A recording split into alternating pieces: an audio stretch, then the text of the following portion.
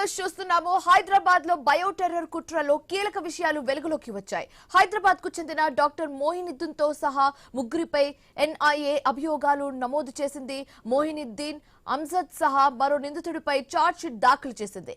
బహిరంగ ప్రదేశాల్లో విషప్రయోగం చేసినందుకు కుట్ర చేశారని నిందితులపై ఆరోపణలు వచ్చాయి. అత్యంత ప్రమాదకరమైన రీసెంట్ ద్వారా విష ప్రయోగానికి కుట్ర చేశారని ఎన్ఐఏ అధికారులు గుర్తించారు. మొదట గుజరాత్ లో కుట్ర చేసేందుకు మోయినుద్దీన్ గ్యాంగ్ ప్లాన్ చేసినట్లుగా దర్యాప్తులో తేలింది. అయితే సామూహిక ఉత్సవాలు, బహిరంగ ప్రదేశాల్లో విష ప్రయోగానికి ప్లాన్ చేసినట్లుగా విచారణలో గుర్తించారు పోలీసులు. ఇదే అంశానికి సంబంధించి మరింత తాజా సమాచారం మా కరెస్పాండెంట్ రత్నకుమార్ ఫోన్ ద్వారా అందిస్తారు. రత్నకుమార్, మోయినుద్దీన్ అండ్ గ్యాంగ్ అసలు ఎలాంటి విష ప్రయోగానికి పాల్పడ్డారు? దీనికి సంబంధించి పూర్తి డీటెయిల్స్ ఏంటి?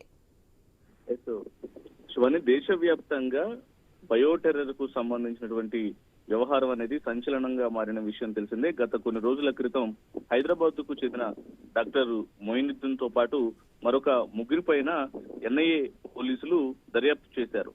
ఈ క్రమంలోనే రాజేందర్ నగర్ లో ఉండే డాక్టర్ మోయినుద్దీన్ తో పాటు మరో కొంతమందిని కలిసి ఇక్కడ మొదటగా గుజరాత్ లో పెద్ద ఎత్తున విష ప్రయోగం చేయడం కోసం కుట్ర పడినట్లు కూడా పోలీసుల దర్యాప్తులో వెల్లడైంది. వాళ్ళందరినీ అదుపులోకి తీసుకున్నారు.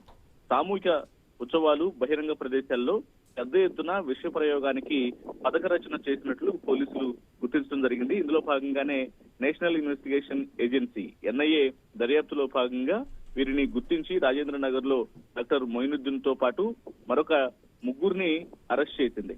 ఇక వీరు గత కొంతకాలం నుంచి ఒకవైపున డాక్టర్ గా మోయినుద్దీన్ పనిచేస్తూనే మరోవైపున దేశవ్యాప్తంగా అనేక ప్రాంతాల్లో బహిరంగ ప్రదేశాల్లో విష ప్రయోగం చేసి కొన్ని వందలాది మంది ప్రాణాలను బలి తీసుకోవాలన్నటువంటి అతిపెద్ద కుట్రకు పన్నాగాలు పన్నుతున్నట్లు కూడా పోలీసులు ఐడెంటిఫై చేసిన తర్వాత వీరిని ఆ యొక్క పథక రచనను ముందుగానే పసిగట్టి ఇమీడియట్ గా వాళ్ళని పట్టుకొని అరెస్ట్ చేయడంతో అతిపెద్ద దేశంలోనే అతిపెద్ద కుట్ర అనేది బ్లాస్ట్ అయిందని చెప్పాలి.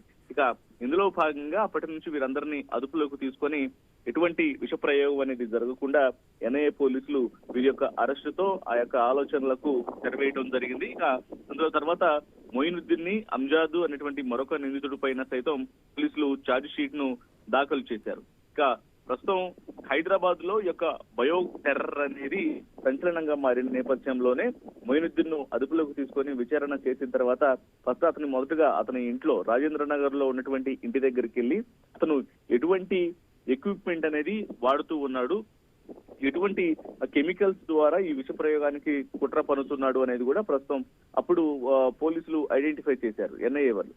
అయితే అందులో భాగంగా అక్కడ ఉన్నటువంటి కొన్ని కెమికల్స్, ముఖ్యంగా హానికారక రెజిన్ ను సీజ్ చేయడం జరిగింది. ఆ రెజిన్ ద్వారానే ఈ యొక్క విష ప్రయోగానికి తెరతీయబోతున్నట్లు గ్రహించి ఆ రెజిన్ మొత్తాన్ని కూడా అక్కడి నుంచి దాన్నంతా సీజ్ చేయడం జరిగింది. అతను వాడుతున్నటువంటి యంత్రాలన్నింటినీ కూడా సీజ్ చేసి ప్రస్తుతం వారిపైన ఛార్జ్ షీట్ ను దాఖలు చేశారు ఎన్ఐఏ పోలీసులు. Shivani. Right, thank you Ratnakumar.